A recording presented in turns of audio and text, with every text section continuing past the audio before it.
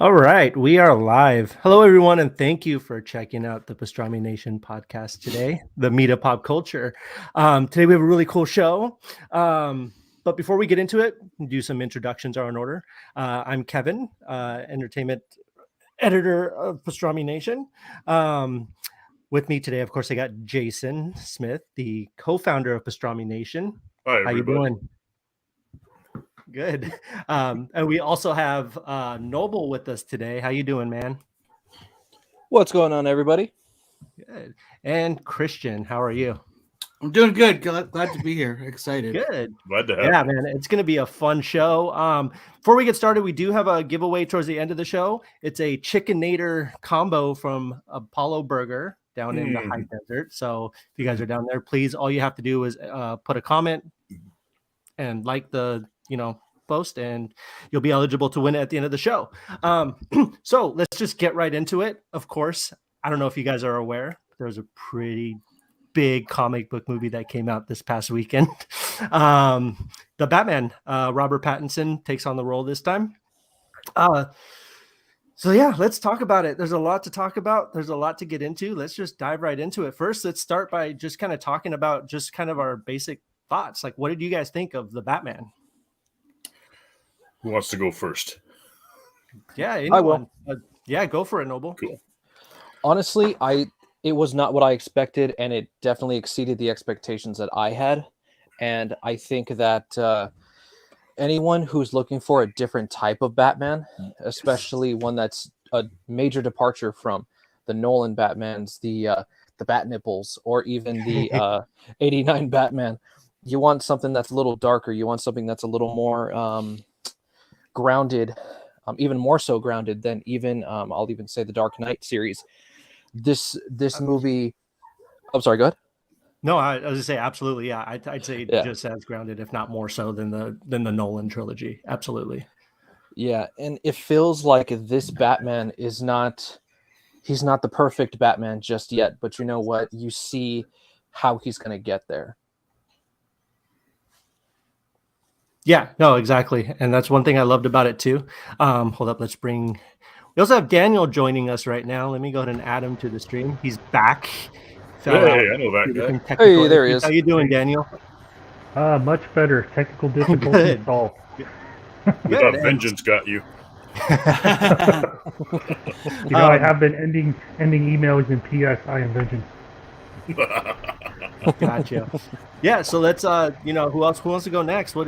Christian, what did you think about I loved it. I did go in with high expectations. I am like a big Batman fan, so I was excited to be excited after a long time of not being excited about Batman on film. I know a lot of I think Noble, you just mentioned how this is like a nice departure from what you might expect from Batman. And yeah, like if you're basing that on like the Batman movies, absolutely, you know what I mean. But then also at the same time, I'm like, I feel like we're finally seeing like the world's greatest detective on film. Yeah. Oh yeah. At least like you were saying, the beginnings of that. You know what I mean. I think there were parts of that were like really, really cool to see. Like you said, not what I expected, but it's hard for me to say anything without spoiling anything. So I'm trying to dance around it. So yeah, no, actually, let's actually talk about spoilers. Let's warn everyone who's watching. There will be spoiler talk in this one, so let's just go for it, man. I want to talk about what's that. Cover your ears. Yeah, cover your ears, everyone. It's going to be spoiler-filled conversation about the movie. So if you guys haven't seen it yet, go watch it. Come back, check it out. Check out the podcast. But go for it, Christian. Let's just let it loose. All of us. I have there was so many different things that I really absolutely love about it. I guess if I had to pick one of my favorite things about it, it's Gordon and Batman's relationship. Yes. I just loved it. And I think that's where if there was any humor in this movie, that's where it came from. Mm-hmm. You know what I mean? It was the relationship between the two of them. Jeffrey Wright is Gordon. Fantastic. That was perfect. Perfect Commissioner Gordon. I would say casting all around. I was excited to see this, but every scene he was in, Colin Farrell, just like absolutely stole the show. Wasn't that just like the transformation of a lifetime though? Like I'm still like I watch trailers and breakdowns and everything, and I'm trying to find Colin Farrell in the character. Mm-hmm. There's nothing. Like he totally disappeared into it. I was off social media for like the week or like half of a week last week. Same. And then now after they finally watched the movie, I'm like, oh, like I could watch like all the interviews, I could watch like all the reviews, and like, but like I loved watching all like the interviews with Colin Farrell because he just seemed like so like thankful to be there, and like he's like, yeah, I don't have any problem sitting in the chair for 2 to 4 hours getting the makeup done because he's like, I know what this is, it's all worth it, you know, in the end. Right. And he talked about how like freeing that was for him as an actor, you know, like it wasn't a hindrance. If anything, it freed him to like just really let loose. Beautiful stuff all around. I mean, I could keep going, but maybe we can like bounce back. Yeah. With everything. Yeah. So Jason, what were your thoughts about it? Oh, I loved it. Like I went in with low expectations, thinking, okay, you know, like after a couple of past Batman movies let me down, I was like, oh, you know.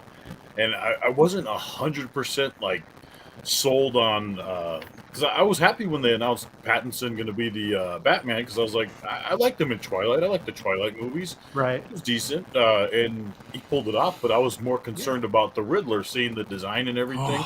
I'm like, and then once you see that character and like once you feel him in that movie, he is just creepy. Like to me, he was on a creepy level, like Joaquin Phoenix Joker. Right. You know, and even more so 100% agree with that. Like when he starts humming that little hymn for Batman when he's behind. And by the way, Batman never laid a hand on him, you know. Like remember they had his head pushed down and he's smiling through when they got him at the coffee shop. I'm like, wow. And then just that whole jail scene was just, that's what creepified him and solidified the whole. Because I like his different what is it? What's the word for that? Different ways of killing people. You know, his creative that thing with the rat cage was just brutal. Oh yeah. I just wish I hope there's a director's cut where you see more of that, you know, like they weren't going to give us that in a PG-13.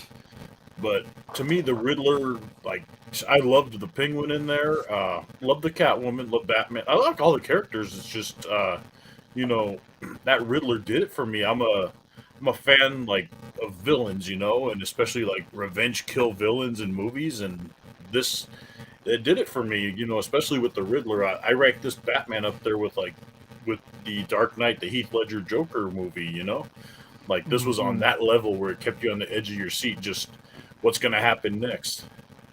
Yeah, no, I came out of the absolutely. theater like, wow, you know. Can I add something to that? Sure. Yeah, sure.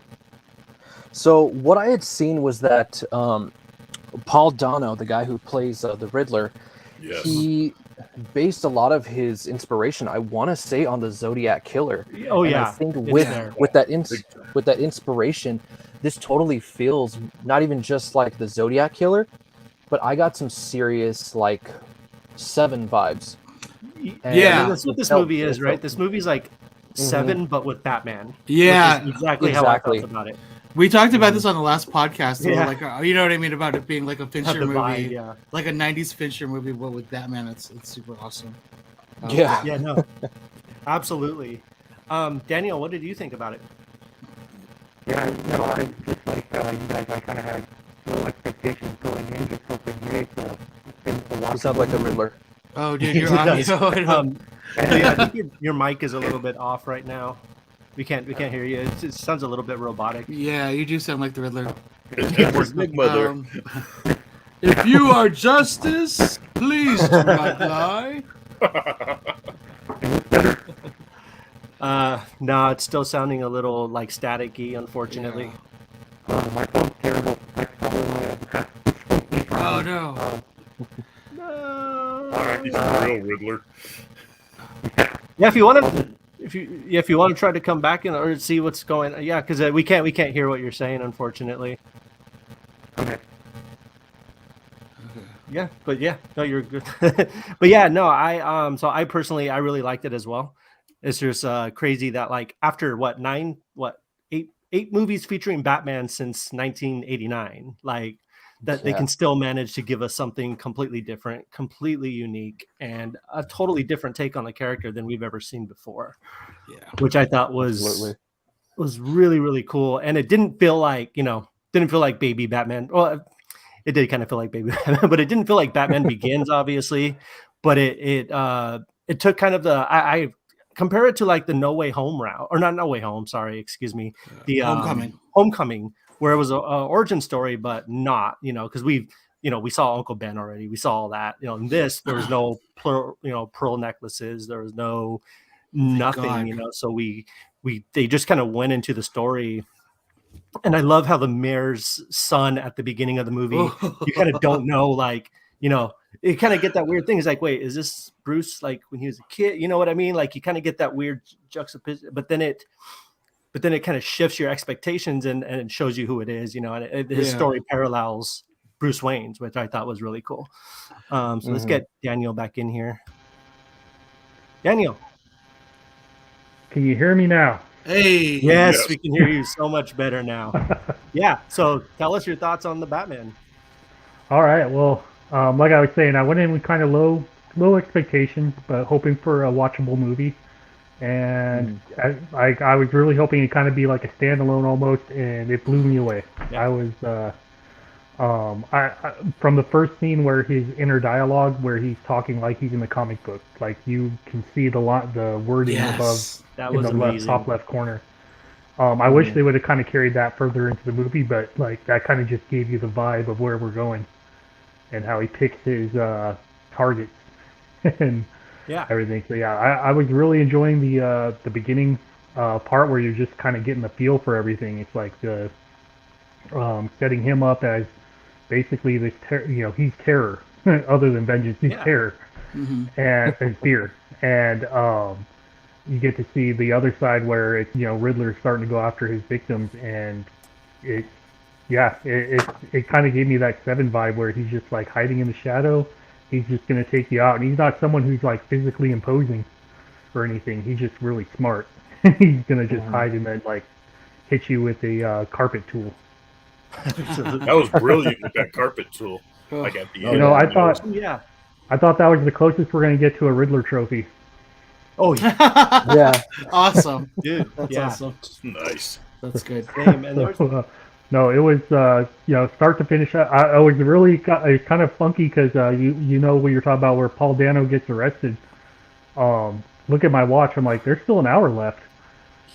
There's more. This isn't the end, so there's more happening. It was just wild, and I was really impressed. It's right up there with Dark Knight for me.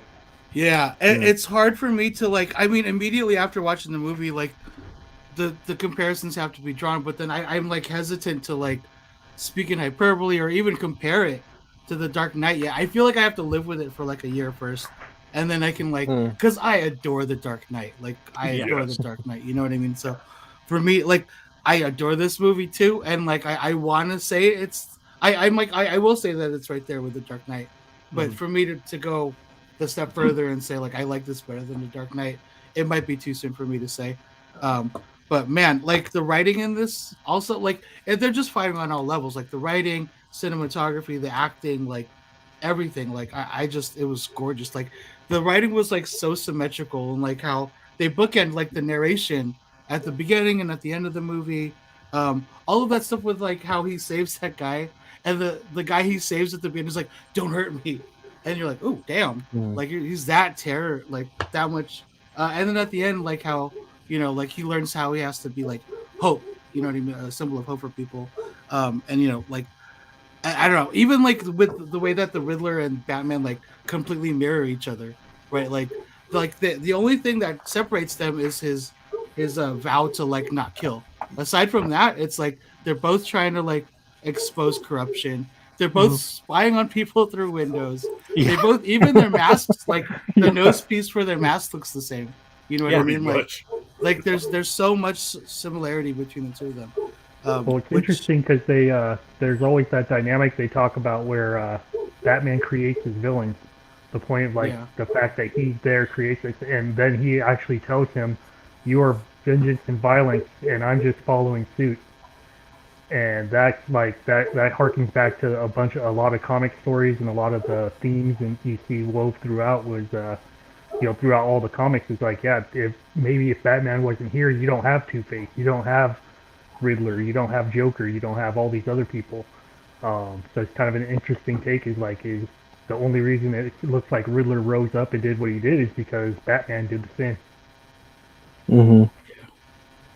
Yeah, no, exactly. And I think you brought up when you were talking about the look of the film, Christian. I thought this movie had a really, really cool look to it. It had a really unique vibe. And Greg Fraser, who did the cinematography for it, he was a cinematographer for Mandalorian and Dune. And so he's kind of coming off a bunch of this big stuff.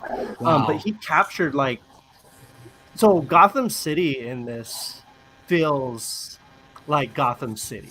You know what I mean?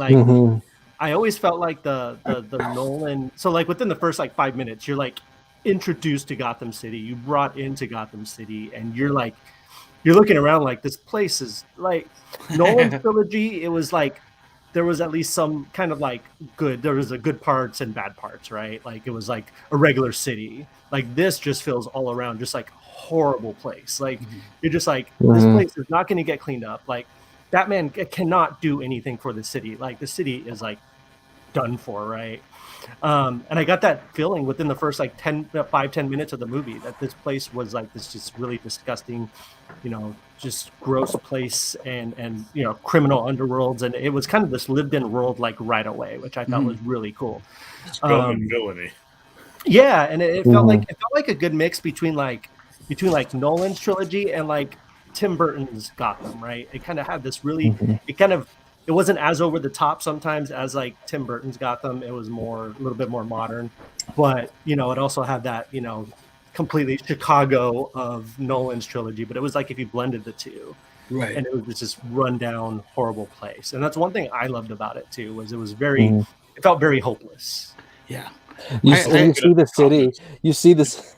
You see the city, and you're like, okay, so that's a city where bad guys come from. Exactly. That's what it felt like. And it also felt a lot like the Arkham games too, right? So it had that vibe, and even the way Batman fought in this movie was very Arkham, style. It was just a big brawling, as opposed to kind of that really kind of. Obviously, this is earlier in his career, so he hasn't really developed his skills yet. But the way he fought in this, I loved it.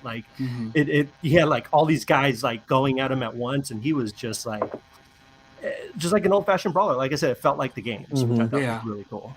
Yeah. Did you guys see the comments? Anthony Blanco said, "So pretty much it's the high desert." Well, the high desert, pretty much. That's funny. We don't have tall buildings. We need a Batman. Yeah, exactly. We got Batman out here.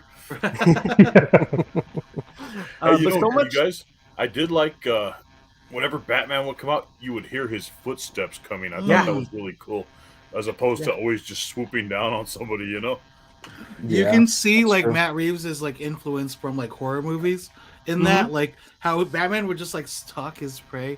He didn't have to move fast. He's gonna get you. Yeah, that was really cool. Yeah, that's what I wrote in my review. I was talking about that, about how Batman just feels he's predator out for his prey. He's very much hiding in the shadows. And one scene, so we've all kind of talked about what we love about it, but one thing that it gave me goosebumps while I was sitting in theaters watching it was the whole Batmobile scene, right? So the scene where with the Penguin and everything, it's raining, and then you just hear it in the background, and you're okay, it's happening, it's coming. I actually sat up in my seat, I got excited, and then you see it lights up, and you see it doing its thing, and then that chase was really cool. I love that chase scene. And then obviously this it's in the trailers, but when the Penguin's car flips over and you see Batman just walking upside down, you're it actually puts you in that position, and you're genuinely in the villain's perspective, and this guy's coming to he's gonna start some what I mean, he's not letting you go. And it's kind of terrifying in a way, because you just see this bulking guy just slowly making his way towards you, and you've seen what he's capable of before. And I thought that was really, really well done. That was a shot of the movie, man. Like for me, like the most beautiful shot in all of the movie was that, like the upside down walking, slow walk to Penguin. Like, god dang, like I want to paint it. I love like Batman's stillness too, because like he was just always like so like still and like wouldn't. I mean, he couldn't turn his head, but like it's like his eye movement, and then like it just made it that much more impactful. Like when he would just explode, you know what I mean? Like with like on a villain or just like with his rage and like. Also, can we talk Easter eggs? Was that Venom at the end, or was that like just adrenaline? Steroids. Are we gonna go there and say that was Venom? It was green. It was green. Right? Yeah, it was green. Yeah. It was Crystal Twist. I think it was. If you guys remember that It was Surge from the 90s drink Surge. Just, right. It's that C4 Skittles that Nolan shared earlier today. So we'll come back to kind of things that we liked a little bit more, but I kind of want to just touch on a couple things that I didn't really care for much in the movie. So number one, I feel like, so listen, I'm not against like long movies at all, but I do feel like this one felt like it was 3 hours, right? So like it was one of those movies where like, Endgame is a perfect example. Like that movie just like flew by, right? And things just happened so fast and it just flew by. This one, there was a point where like maybe an hour and a half, almost 2 hours in, I was like, all right, like this is almost over. You kind of see everyone kind of getting ready in their seats. And then it keeps going and you're like, wait, how much longer is left? So I look at my watch, it was like an hour and 15 minutes left. And I was like, man, like, but like the stuff that they had to do, it made sense, right? So it didn't feel like it was unnecessary. It just did. It felt like a 3-hour movie. I don't know if anyone else felt that. No, I felt that too, because it kind of crescendos with the whole Falcone thing. And then you're like, okay. And then you're like, oh, we're still, okay, cool. I'll sit down. And that was it. Exactly. We're like, I was like, oh, this, like, we still have like a lot left, but it's cool. Like there's all the stuff we need to cover. So it's cool. So watching it, I think for me, I felt that same way the first time I watched it. Right. Like, I'm like, oh, wow, this does feel like 3 hours. The second time, I think knowing what was coming, it didn't feel as long. I don't know if that makes sense. That's weird. But yeah. No, I've actually heard that too. Like upon multiple viewings, it actually flows a lot better because you know what to expect. Because okay. So I brought it up in, I'm a teacher and I brought it up in class and I'm like, oh, can we talk about the Batman? And so one of my students was like, I fell asleep. And I was like, you shitting me? I would just write this down and make sure that I fail you. She was like, it was so boring. And I was like, who are you? I'm like, dude, you're an animation student. And I'm like, dude, that was, I felt like the story was like really relentless. It was just like, I was on the edge of my seat. You know what I mean? Like, it's not so much like a whodunit. It's the Riddler. Obviously. Now a medical student. It's a why done it or like why do you do it? Yeah. Right. So I don't know. And it's probably a lot of like it's not of who done it, it's what else is he going to do. Right. What's next? I think that's what a lot of the movie kind of felt like, that where it was, there was more to it than just what he was letting on. And even the part where I like how you brought that up when he's getting captured by the police and he's looking into Batman's eyes, and we see he's like, all right, you're here.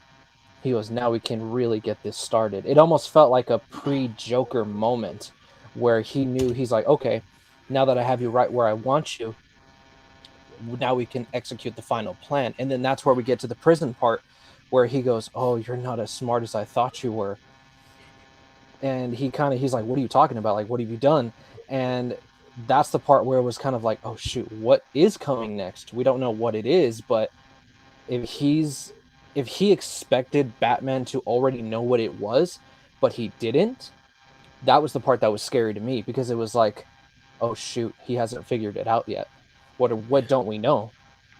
And I think that's kind of something that I did like, but at the same time, like you said, I think the movie did stretch out a little bit longer, but I think at the same time, it had to. Right. I think so. The exposition was necessary for this story, and then for the next one, we'll kind of know what we're in for a little bit better. Right. Right. I completely agree. Yeah. To just a comment, Anthony's asking, who has the coolest Batman figures out of the group? Me. The answer is me. I do. Yeah. I was gonna say that. Yeah. Pretty much. I mean, that's pretty cool too. Like, I mean, come on. Yeah, I've got my little Batmobile here too. We've all got. Show what you got, Christian.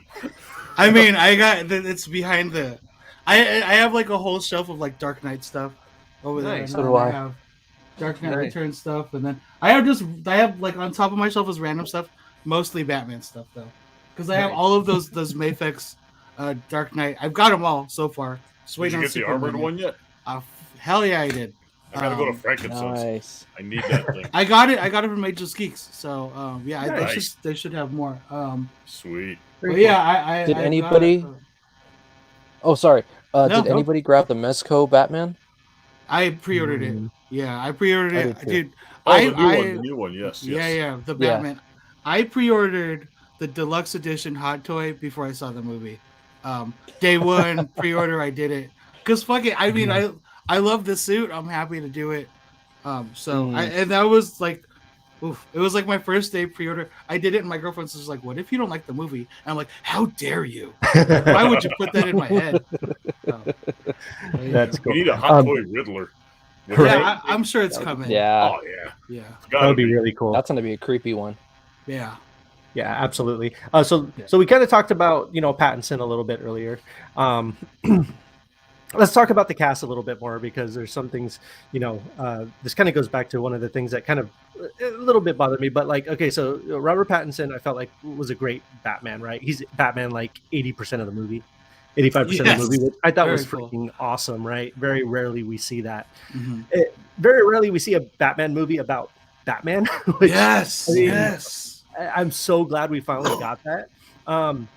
One thing that kind of bothered me about that was we didn't really get a chance. So when I saw Robert Pattinson as Bruce Wayne, it almost like I didn't get a chance to get used to him as Bruce Wayne to figure out if I liked him or not as Bruce Wayne, if that makes sense, right? So we only get like half an hour, if that, of him in Bruce Wayne, right? So I'm like still trying to figure out. I'm like, he was a good Batman, but dude, when we did see him as Bruce, he was super emo. Like quiet, super like Hot Topic, My Chemical Romance. Like there was a scene where I get it, but the scene where he turns around and he yells at Alfred, he's like, "You're not my dad." I was like, so we're doing this. And I thought it was fine. I thought it was good, especially for this kind of age of Batman. He's kind of an immature, lost soul, or he's still coming into himself. What do you guys think of that? Were you guys into this version of Bruce Wayne when you did see him? Did you guys buy fully into Pattinson as Bruce Wayne when he was Bruce Wayne as opposed to Batman? It worked for me, but like you said, I'd like to see more of him as Bruce Wayne because, I feel like we got the silent moments and stuff, and then the whole "you're not my dad" thing was like, oh boy. Like, I would have loved to see him actually at the board member meeting or whatever that he didn't go to. Right. Stuff. Yeah, we didn't get enough Bruce Wayne. We got more Batman, which I can't complain about that because that's what you want, Yeah, exactly. Yeah, and that's also one of those things with like the same issue I had with the length. If I may. Long, but it was good. Oh, yeah, go for it. Go ahead. I'm sorry. No, you go ahead. No, go for it. I'm sorry. No, go ahead. No, I was just gonna say. I think in the defense of that.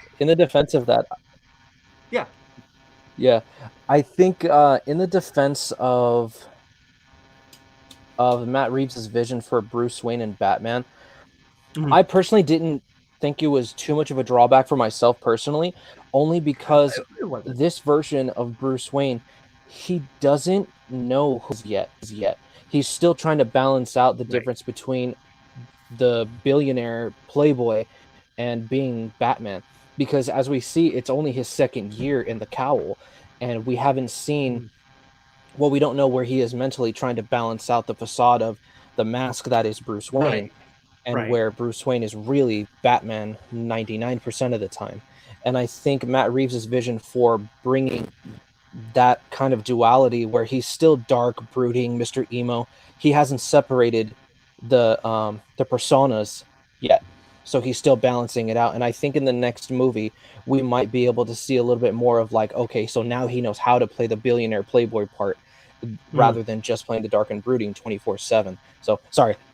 No, absolutely no. And I totally, actually, that was one of my next points too, was like, you know, I kind of like that about it, right? So when he was Batman, like there was no differentiating between the Bruce Wayne character and the Batman character in this one, right? Like it wasn't like Nolan's trilogy where it feels like almost instantly like Bruce knew how to differentiate the two. Like it was like a switch. Like a switch. And I thought that was really cool. And again, like any issue that I had with this movie was very much like it felt like this, but it was necessary. You know what I mean? So like the length, like, you know, Robert Pattinson as Batman was it kind of caught me off guard at first, but it was necessary for the story. So yeah, I completely agree with you though. I like that there was that, you know, he's still learning how to flip that switch. And I thought I think part of that too is the fact that the character, whether it's comics, movies, whatever, he's Batman. Bruce Wayne is the actual mask. Yeah, and so he hasn't learned how to put on the mask. Because you could tell Christian Bale, Batman, all that stuff, all the partying, all the, you know, thing, it was all fake. It was all him just pretending to play this character. Right. But the real person underneath is Batman. Yeah. Like Bruce Wayne is just absolutely. A facade. I think we're looking at a Batman who only just wants to be Batman. You know what I mean? It's like I think Tom Holland talked about that in Homecoming. He was like, he just wants to be Spider-Man. He doesn't want to like he doesn't want to have to be Peter Parker when he can like do all the shit that he can do. You know what I mean? So and I think with this Batman, like kind of jumping off what you said, Kevin, how like you're not sure if you like him yet as Bruce Wayne. I don't think he likes himself as Bruce Wayne yet. That's true. That's very true. He said he was like, I don't care if I get hurt. I don't care if I die. You know what I mean? He just has to like a mission. That's true. So yeah. Like speaking of like Alfred, like Andy Serkis. I mean, again, he's another character we didn't really see a whole lot. You know, not as much as we've seen him before. And I love that he's not just his butler this time or caretaker. I thought that was like they had a butler and caretaker in their house, which I thought was in their flat, or whatever the I can't think of words right now. I apologize. Right. You know what I mean? Like they had their tea and crumpets. What's that? Tea and crumpets. Yeah, tea and crumpets. Yeah. But yeah, I thought that relationship was really cool. And then we get the revelation again. It's full of spoilers, but that that Alfred was the one who trained him. Yeah. You know, which I thought was really cool. Okay. Let's talk about the big reveals. To me, there was like two major reveals. One I didn't know from the comics, Catwoman's father. Falcone. Yes. Like that was like, whoa. Yeah. That was a shocker to me too. And then the whole that Falcone, blew me out of the water.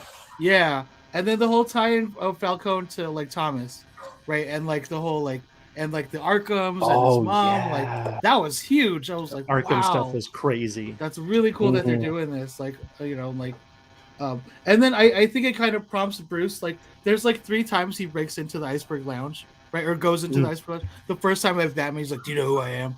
And the second time I was like, Bruce is like, do you know who I am? And then the third time he just sneaks in, you know? But it's just that like beautiful symmetrical writing that they've done with this movie, which is really cool. But yeah, loved it. Like really, really cool. I kind of feel like that was his Star-Lord moment. It's like, oh, so you've heard of me, right? Like, who? He's like, Star-Lord, man. I'm Batman. I'm vengeance. When you're talking about that reveal too, about his father, I was kind of hoping it would keep going down and like he actually did pay him to take out the reporter, because like to me that makes him question everything. Yeah. So I was hoping they would kind of keep going that route instead of they kind of just turn around. It's like, oh no, he wasn't really trying to kill him. I mean, I do think it's like kind of the perfect segue like into at some point in the sequels, Court of Owls, right? Like I think that was. I hope so. I hope they make that happen. Pattinson said it in an interview. There, I guess they asked him like, "What comic book stars would you love to see?" And he like right away was like Court of Owls. So I'm like, if he's gonna push for it, I'd love to see that too. Yeah, that would be incredible. Yeah, it'd be beautiful to see that. Yeah. So what do we think of Zoe Kravitz as Catwoman? I thought she nailed it. Yeah, that was good. Yeah. She was good. I think Noble maybe has an little apprehension in his face. No, go for it, man. Go for it. I think she was decent. I think there was a couple of dry spots, I think, for her character. But going back to one of the reviews or one of the articles that I saw, she's not Catwoman yet. She's just Selena Kyle. Right. Burglar. She's just watching out for herself. So in that regard, I feel like it's what you said earlier. I think that was one of the only drawbacks I had from the film was that she didn't feel like Catwoman because she wasn't Catwoman. She had a beanie on her head. Yeah. A little knit cap. Kitty cat. Yeah. And to me, it was just kind of like, she's okay. She's not the worst. I think she's way better than Anne Hathaway ever was. But I don't think anyone will ever beat Michelle Pfeiffer for me. Oh, no. Michelle Pfeiffer's got that, like, very class. I mean, she is Catwoman. Like, when I think of Catwoman, I think of Michelle Pfeiffer. Like, that's just the way it gets. Man, I'd love to see Zoe Kravitz in that costume. You know? Right. Awesome. I kind of feel the same way. Like, I thought she did really good. But yeah, I get what you're saying. Like, she wasn't quite Catwoman yet, and I thought, but I did like how they actually gave her character a little bit more depth this time around than they normally have in the movies. Even we talk about Michelle Pfeiffer's Catwoman, but she was still just like a one-shot, villain. You know what I mean? Like, she didn't have this deepness to her, and I know it's like Catwoman's always kind of been either friend or foe, back and forth. It kind of depends what story you're reading, things like that. But I liked this version of her. I think it's going to develop into a really cool, relationship over multiple movies, which I think is a really, really cool idea. Yeah. At first, I felt like her character was just kind of tacked on. Like, it didn't drive the story, but like it makes more sense now that if you expand it out, that they have that kind of relationship. But also with Alfred getting blown up, who else is he going to talk to? Yeah, exactly. Sure. Yeah. And I like. No, go ahead. Go ahead. Oh, I was just saying I like that immediate, like they kind of already developed that interest on both ends, like especially with like Bruce like rewatching that footage over and over again, and like you can see his infatuation with her. Yeah. And then like the closing shot of them like riding their motorcycles in tandem, and then eventually like like having like very symbolic of their relationship. Like the can't Fast and Furious. That's what I was thinking too. I was expecting that song to come on at the end. Yeah, I think that's great too. I love how these movies are starting to feel more like comic books. You know what I mean? Like they have their own like over reaching arches that are going to seem to be going over multiple movies. And I love that this was a standalone too. I love that they weren't trying to force it into anything else. Like it wasn't trying to be like this other thing. Let's talk about, we talked about Colin Farrell a little bit. I think we all kind of said our part about how great he was. I thought he was awesome. Incredible. Yeah. Jeffrey Wright, obviously, as Gordon, we covered. Falcone, I thought, I had seen he was going to be in it. I had heard he was going to be in it, but we hadn't seen any footage of him in it. Obviously, it was John Turturro. We all knew it was going to be John Turturro. But, I mean, it's John Turturro. I mean, he's great. You know what I mean? Like, I thought he was the perfect Falcone. I thought he pulled that role off really, really well. Yeah. Oh, yeah. When I looked at him, I still see Agent Simmons. So like, I just have a hard time seeing Agent Simmons as Carmine Falcone. Yeah. That's just me. I think the cast was great. Can we just talk about the score a little bit? I love so Batman's theme song. So good. And it really came into play, like obviously, like towards the end, right when you have all the Riddler villains, and you just hear it starting. You just hear it banging in the background, and Batman's doing his thing. Oh, like this! It was incredible. Like I don't know if you heard the story about Michael Giacchino's like story with how he came up with the theme song. Like Matt Reeves reached out to him. He's like, I'm doing the Batman. Do you want to do the score? Literally like hours later, he sends him back this piece of music. And Matt Reeves is like, wow, that was fast. And he's like, yeah, I've been writing this theme song since I was like 7 years old. Wow. He's like, that's awesome. Yeah. He's like, I've been like, this has been my dream. But yeah, I thought that was incredible. That's, God, it's so effective. I didn't know that. Yeah.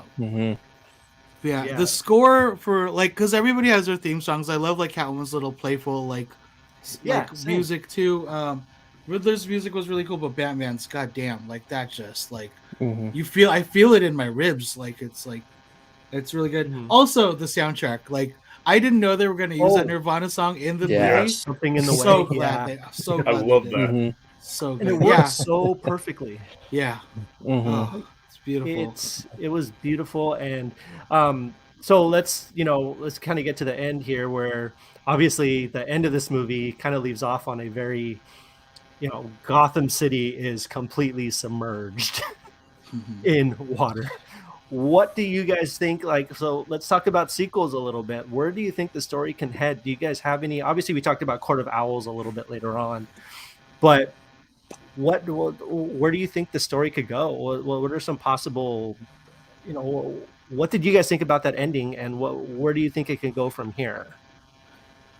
I know it's tough, right? It's really hard. I think part of me, when I see a movie so good, like I felt the same way about Into the Spider-Verse. Like I'm like, this was so good, I don't want a sequel. Like I just leave it alone. You know what I mean? I kind of feel the same way about this. I saw Matt Reeves talked about, like, obviously there's that Easter egg at the very end of like a surprise character, Joker. It's Druig from I want to talk about that too in a minute. But he said himself, he's like, that doesn't mean that we're gonna get him in the next movie. He was like, it was the point of it was to show. Thank goodness. Gotham is opening up. So I'm like, because I'm cool. Like, just leave Joker alone for a little while. Yeah, like let's talk about that a little bit, because I'm in the same. I'm done with Joker for a long time, and when I saw that and heard that, when I you see him in the set, I was just like, are we doing this right now? Yeah. Like honestly, so I know this might give me some guff, but I was not a fan of the Joker, the movie The Joker, the Joaquin Phoenix Joker movie. I thought it was fine, but I didn't have any sort of connection to it. I just didn't. Joaquin was great, but the movie itself just felt so it's kind of odd, because it felt super derivative of like so many other movies that came before. And again, I know we're talking about this movie like it's like a knockoff, not a knockoff, but a derivative of like Seven, for example, right? But I felt like Joker, it just didn't connect with me on any level. Kevin, I'm right there with you. But keep going. Okay, good. No, good. But I think Joaquin was fine. Like, I thought Joaquin was a great Joker. But then I saw this and I was like, do we really need to go there again, especially after the Joker and Heath Ledger and all these other versions? I'm done with Joker. There's so many other villains you can do. It was a cool tease, but So I think something that really opened up the doors for the end of the movie, not just the Joker, and I'm here that the Joker is not going to be done right away. I think because he's so well-versed, well-known villain, you could actually have him pulling all the strings from behind. That would be cool. Us still never see him, kind of like how they did with Thanos. And if they do make this trilogy, or if it becomes further, more sequels come after the third movie, they still can use him as a small Easter egg and have him, do everything from behind the scenes. I think that would be a way better way to use the character, because everybody knows who he is. Everybody knows what to expect from him. But if he's playing, what's the right word? If he's playing the mastermind behind the scenes and he's actually leading everything, and he's pointing all of these villains who we might possibly see in the sequels, if he's laying the foundation for it, and then finally he's like, okay, now it's time for me to make my debut, I think that will not just be the biggest buildup, but it'll be so much more worth it to see him in the final payoff. I can see that happening, and I kind of hope that's how they do it. And I was thinking too, if I'm writing the next movie, they dam up the river, get everything, the water cleaned up and everything, and it's a big renewal. And then a character we got some hints about, Hush, comes along and he wants to undo everything. Thomas Elliott. And I think that cool. And again, if he's under the control of the Joker, all the better. But that's just kind of where I would want to see it going, is renewal, and then we're gonna just blow it up again. Absolutely, I think that would be great. I mean, we are going to find out kind of what happens. I mean, there is a kind of transition to the Penguin series that's coming to HBO Max. Obviously, we don't know much about it. I don't know if it's going to be a prequel, sequel. Have they like officially announced what it's going to be? So like, they prequel, every time I hear them talk about it, they say it's Penguin's rise to power, which makes it sound like it's taking place after the movie. Okay, cool. No, and that would be cool to kind of find out. I hope they kind of cover kind of what happened. So like by the time we get to the next movie, I hope Penguin's still involved and he's become the Penguin. The one that, because I love in this movie how he's he's Oswald. He's Oz. He hates it when people calls him the Penguin, right? So I'm kind of waiting for him to kind of take the mantle on and become the Penguin, which I think would be really cool. And they're also doing the Arkham Asylum show, because they were doing the Arkham PD. I thought they were doing the GCPD. So they were, but I guess they were having some really issues, like some really big issues, kind of knocking out the story, like cracking it. So they decided to turn it into an Arkham series. Cool. Which I think that really would fit better. Absolutely. Yeah. Absolutely. Because I feel like we've seen Gotham, with like, Gotham, I mean, obviously a different type of Gotham from what we have here, but I think an Arkham series would be absolutely perfect. With these shows being on HBO Max, if they're going to be anything like Peacemaker, go crazy. Like, because goddamn it, I love it. You watch Peacemaker? Like all of it. Like I binged it in like a day and a half. Yeah, so good. Dude, so I love good. I'm a little late to the game on that one. Oh man, last time we talked about this, you were recommending it. I watched it. Nolan was like, I saw 5 minutes. I'm okay. Nolan, if you're watching, fucking watch it. My God, it's so good. Like, dude, I put it up there with like Daredevil. Like, it's like one of the greatest like superhero TV shows. Dude, we're gonna do a whole podcast on Peacemaker. We're gonna have to. We have to do a whole Peacemaker podcast. I love that show so much. So satisfying. It was like, oh man, so good. Really, yeah. But speaking of like DC TV shows and everything, just real quick, just before we wrap up, it might be a little bit further before we see any new Batman movie, because everything seems to be getting pushed back and moved around by DC and Warner Brothers. And it's not just DC properties, it's Warner Brothers in general, just kind of moved their whole slate. So those that did see the Batman trailer, I think you can watch it on YouTube. They released like this trailer, this teaser of all their movies coming out in 2022. They were so excited about it. They're like, hey, this is what we got coming for you guys. And now we're only getting so Shazam was brought into 2022. I think the Super Pets movie was pushed back about a couple months, and then Black Adam. For that? What's that? Who asked for the Super Pets? Hey, who asked for it? Keanu is playing Batman. That's cool. Okay, I'll see it. That's all. And then Black Adam got pushed back a couple months. 6 months, I heard. 3 months. 3 months, 6 months. 3 months. It was 3 months. But then The Flash and Aquaman, I would argue probably two of the most anticipated ones of this year, got pushed back to 2023. But that's also like I said, it's not just DC, Warner Brothers in general. They also, the Meg 2 is coming out. In case you guys didn't know, Meg 2 was happening with Jason Statham coming back. Yes. I love the first Meg. I thought it was a lot of fun. But that got pushed back, and so did the new Charlie and the Chocolate Factory, or the Wonka movie starring Timothée Chalamet as Wonka. The prequel. So those got pushed back as well. That's crazy, man. Yeah, it's things are happening, man. Things are happening. I think Batgirl? I think that's still releasing later this year, if I'm not mistaken. I could be wrong. I can't, but it's only that one's only going to HBO Max. Right. So Batgirl's going to HBO Max. I know Blue Beetle's in the works. I don't know where that's at. The kid from Cobra Kai, Miguel from Cobra Kai, is playing the lead character in that. That's pretty cool. That's a good cast. I think that's an amazing casting, and I think it was supposed to be an HBO Max exclusive, but they decided to put it at theaters so they're going with that Blue Beetle. Yeah, exactly.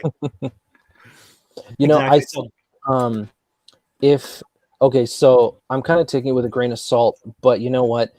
If these are being pushed back because of reshoots, because of rewrites, I hope that that's an eye opener for the studio, because they're pushing everything back, and that happened to be just after the success of how the Batman was.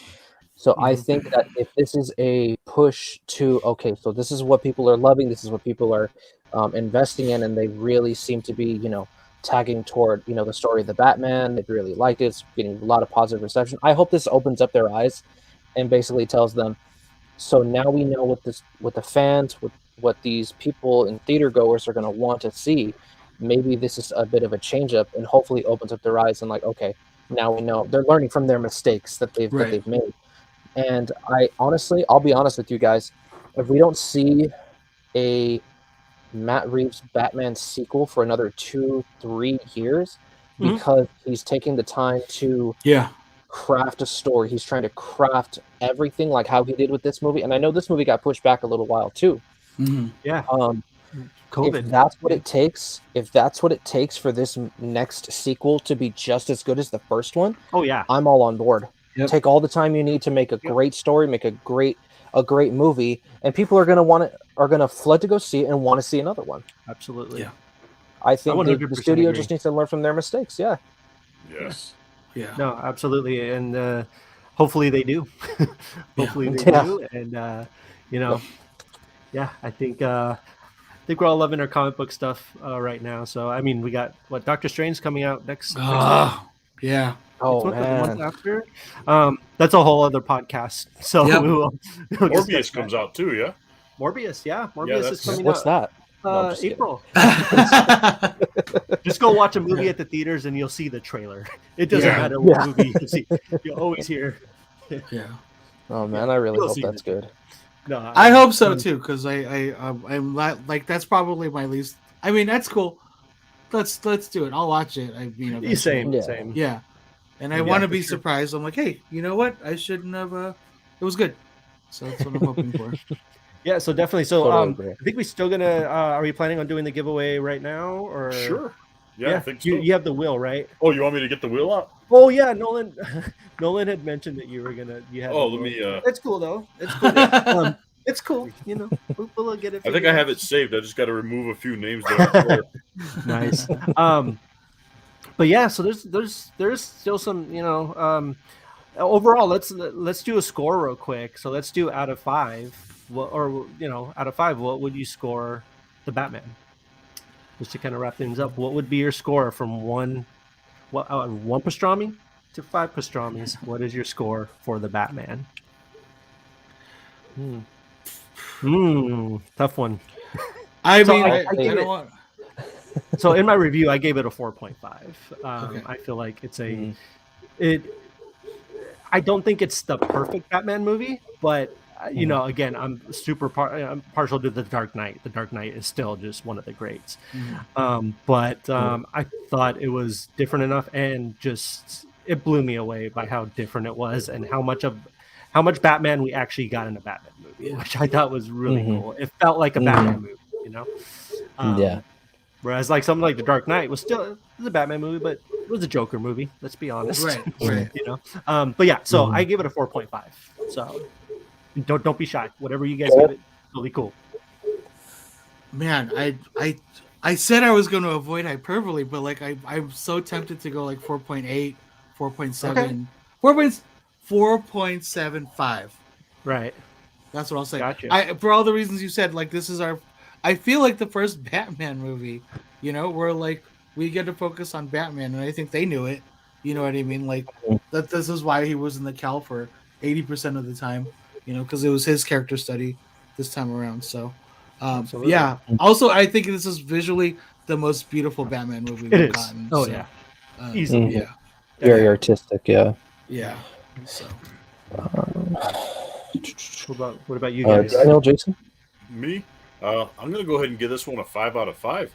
Hey, I was entertained like thoroughly through this whole thing, and I mean, what was the last Batman movie we had to watch? That horrible Dark Knight Rises. We have my permission to die. And he's all fighting gangs in New York style with Bane and still couldn't beat him. And then like Catwoman comes away and blows him away with his fucking bat cycle. Like, I mean, shit. And this was right up there. Like it's like Christian said, it's with that Dark Knight Heath Ledger Joker one, but I don't know if it. I need to see it some more. I don't know if it surpasses it yet, but it's still a good hard 5 out of 5 for me. Cool. No, that's awesome. Yeah. What about you, Daniel Noble? What you guys got? I was thinking, I actually agree with Jason. Perfect movie doesn't come along very often, so it's hard to give everything, rate it as a 5 or something. But it's like, this is, I think, as close as we're gonna get. I mean, it's honestly, I still worry about a sequel just because sequels. Right. So, it's like, I think this is like the best we're gonna get. And like I said, in my mind, I do put this up there with Dark Knight. Again, we'll have to do the comparisons over time. But I give it a 5. It's cool. It's amazing. Okay. I think for me, I'm just curious to know what they're going to do for this sequel, and I think that's kind of where my score kind of lies at the moment. I still need to see it at least 2 or 3, 4 more times, just so I can get a definitive idea of what I really think about it. But on the first reaction, I would say a 4.8 with cheese on top. Hey, for the pastrami sandwiches. No, absolutely. I completely, I get that totally. Like I'm gonna watch it a few more times, and who knows, you know how these things go, right? Like you can watch it once and it's the greatest movie ever, but you watch it again and it either gets better or it kind of, you're like, maybe let's take a step back here and kind of see what's up. So who knows, upon more viewings, we'll see how it goes. Jason, you got the wheel ready? I sure do. I got all 4 of them on there. Awesome. Cool. So this is for the Chickenator at the Apollo Burger. We're gonna go ahead and spin it. And that was when Contos won last time. So was it? Here's I'm gonna spin this thing now. Here it goes. Go for it.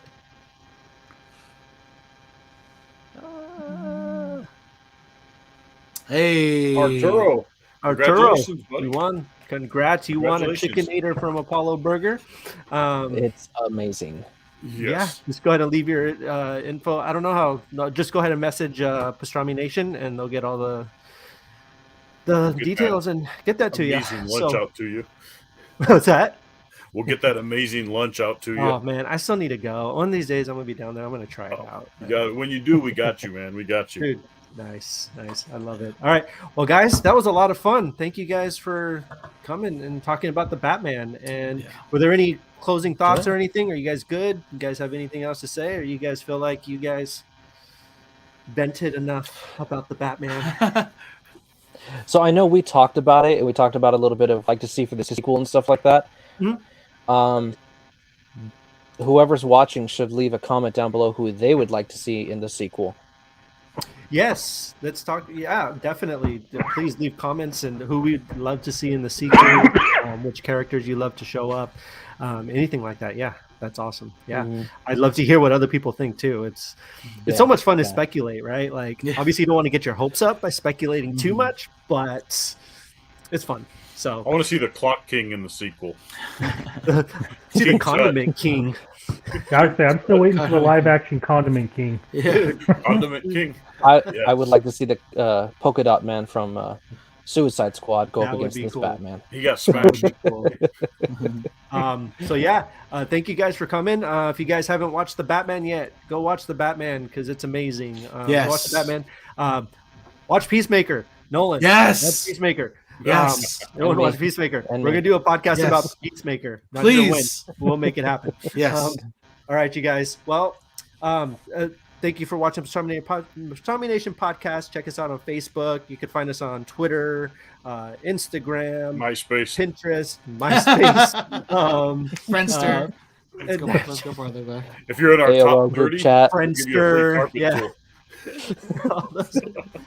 find us anywhere. You can also download the podcast on we got Apple Podcasts, Spotify, and all that fun stuff. So wherever you find your podcasts, download it and check it out. So thank you guys for checking us out, and have a good night. Thank you guys. Good night.